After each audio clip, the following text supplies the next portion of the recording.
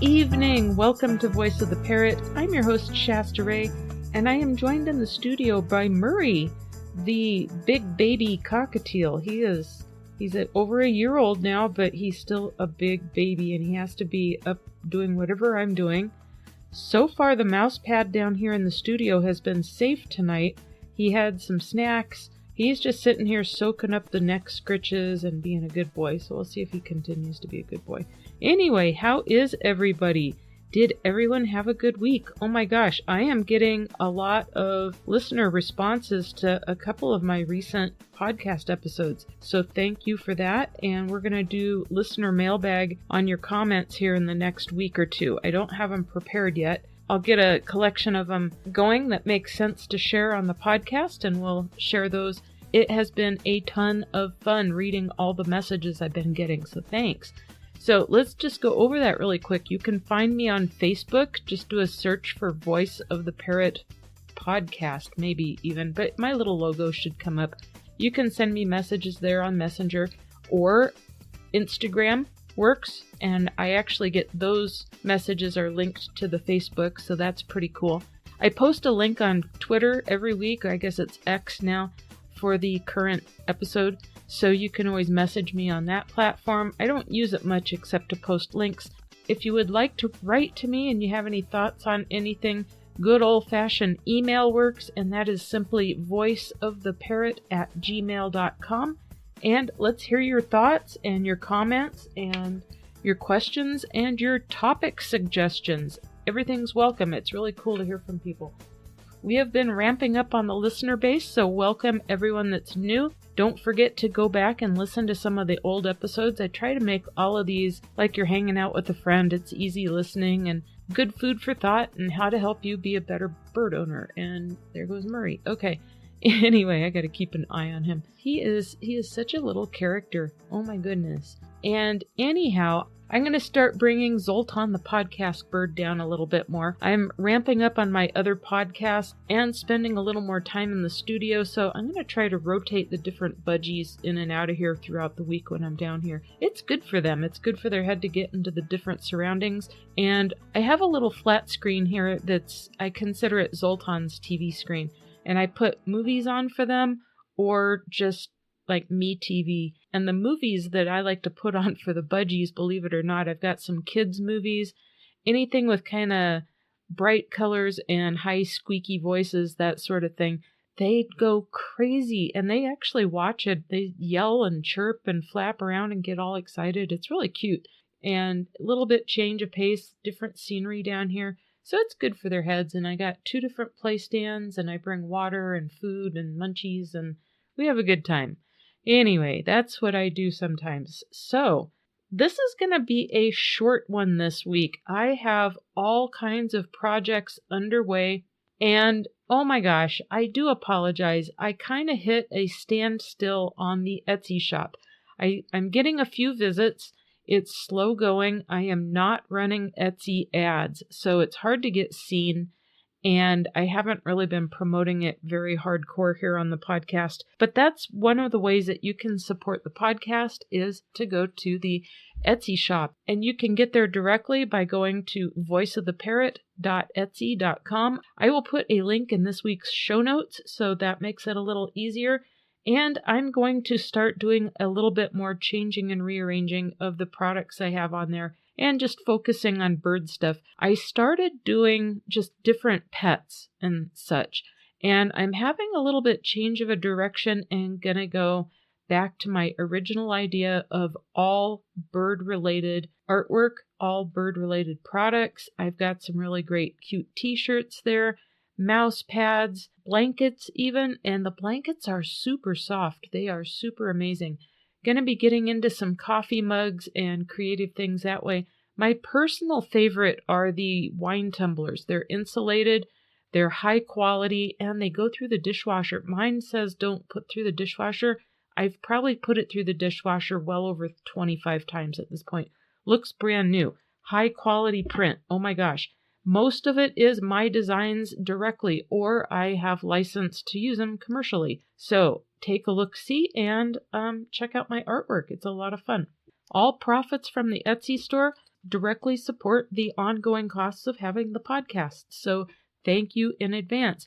And if you like my different flock members and you've enjoyed stories about them or little anecdotes I've told, I've got flock member t-shirts, and they are team shirts. So I've got Team Zoltan. His is a little bit more expensive because he has 2 print locations. He's got front and back on his t-shirt. And on the back, you can proudly support Zimbabwe because it says nose boops for Zimbabwe on the back. It doesn't get any better than Zoltan's shirt. Oh my gosh. But we've got Team Aggie and Team Cricket and Team Moose Moose and Team Murray, and I don't think I have Bug up there yet, but we'll see. Anyway, go take a look-see.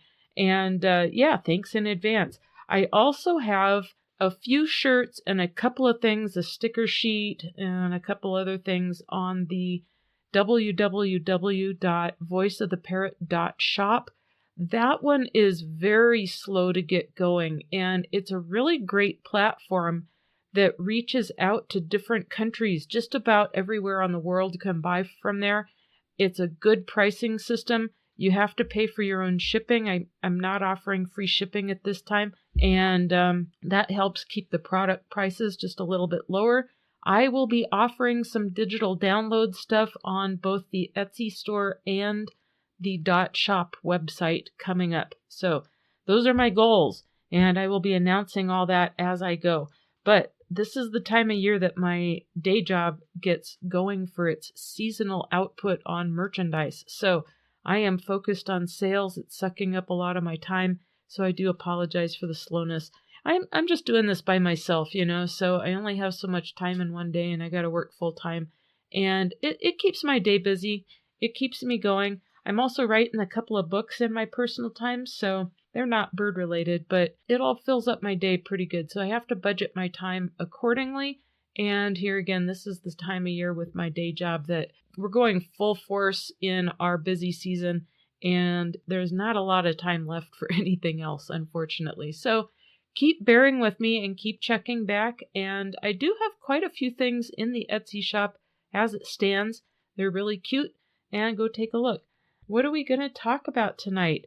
This has just been inspired by some different YouTube videos I've stumbled across quite haphazardly. I wasn't even really looking for them. And the thing that started bugging me is there's a lot of stuff out there where it's just individuals taking videos of their birds. And some of these are from other countries and they're not even in English. So they kind of have different ways. But the cages are absolutely itty bitty, tiny, small. And they have a little food dish in there and a water dish and no toys, and the dowel perches. Sometimes they're plastic perches that the cage obviously came with. And I know other countries kind of have different ways of doing things. It doesn't mean it's right. And birds need space, especially if you're not getting them out all day long where they can play and keep their heads busy. They really need that. They're very complex animals. They're very intelligent. And we should not be doing the very bare minimum to be able to keep them confined. That's not fair. That's really old school mentality. And we've since learned that we need much bigger cages where they can move around. They have different kinds of perches. They have different things to keep their heads busy. And the thing that bothered me the most in a lot of videos out there where it's just someone very inexperienced, I've seen this in the groups a lot, with newbies that pop into the groups wanting advice because they bought a bird on impulse purchase and they don't know anything. So here again, like I always say, do your homework, do your research. And one thing we should be supplying our birds across the board in every cage, make sure you do a little bit of homework online and see what the recommended size of cage is for the bird you're getting. First and foremost, make sure there's plenty of room for it to move around and have things to do and not just be confined into one little space with one little dowel perch. In fact, I almost never use the dowel perches that come with cages at all. Sometimes I use them because it's just kind of convenient. It is one size of perch, and then in that cage, I give them at least 4 different sizes and textures of perches. They all get like one of those twisty wire rope perches. And then I almost always have what's called the Pacific perch, and it's made out of crushed oyster shell. It kind of looks like concrete almost, but they can chew on it. It'll keep their beak trim. It keeps their toenails trim. It's good for them to consume. It has calcium in it. I also have different sizes of natural wood perch. And then in the past, I also got large versions of the bee pollen perches. And they're made of compressed bee pollen. And I don't know if they have a flavor on it or whatever. But the birds like to chew on it and tear that up. And if they consume a little bit, it's good for them. It doesn't hurt them. So I'm always experimenting with that. And then outside of the cage, they're out a lot during the day. I've got braided natural twines and jute rope. I've got PVC pipe that's wrapped with different sizes and different textures of natural twine and such. And then they also have swings and other things to climb on. They run around on top of the cages, and that helps exercise their feet. They get all different kinds of textures. It keeps them using the muscles in their feet and their toes differently, and it gives the skin different textures to rub against, and it doesn't put pressure in any one spot on a repeated basis like just a solid dowel that is the same size all the way across, and that's all they have to stand on. Eventually, they'll start getting lesions and such on their feet called bumblefoot, and you need to take them to a vet for that if that starts happening. And I don't really understand all of the appearance on it because I've never had to deal with it quite personally. But I've always taken the advice that I've found online and given them a wide variety of things for their feet to do during the day. It's not just about the shred toys for their beaks, but the types of grip for their feet, right? So they need the exercise on their little toes, and the different sizes of perches will exercise those muscles in different ways. And it's just good for them. It's good exercise, generally speaking. It works the little micro muscles movements and stuff for just different aspects of balance. So it's very good for them. So you should be investing in natural perches. You can find them on Amazon. A really good bird-oriented pet store should have different types of natural perch, and have fun with it. And then if you're going to go to that much effort, make sure every 3 weeks or so, or at least once a month, you completely rearrange their cage and change the placement of those perches around.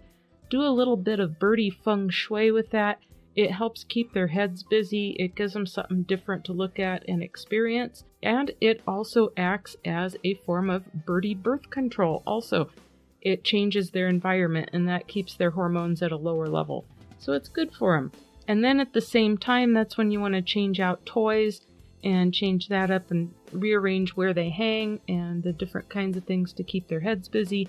Give them a lot of variety.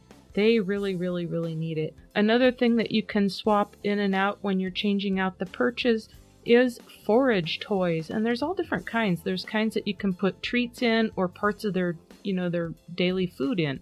And then they have to work to get the food out. It keeps their heads busy, and they always have fun with that. And there's also the shred toys where they want to chew them up and destroy them and totally make toothpicks out of them or whatever the case is. They love to chew, so change those out with the different perch rearrangements. And here again, beaks and feet, keep them both busy. The shred toys also help keep their beaks at a minimum, it helps keep their beaks worn down. Their beaks grow similar to like our toenails or our fingernails, same with their toenails. So you want to give them stuff that naturally keeps them in shape and worn down.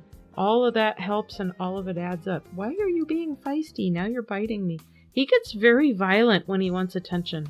He'll start biting me this time of night, and it's past his bedtime, so I'm probably going to get this edited and out into your eardrums tomorrow, and I apologize in advance for this being a day late, but that's kind of how it goes sometimes, I guess. All right, everyone, have a great one, and I'll catch you next week. Bye-bye.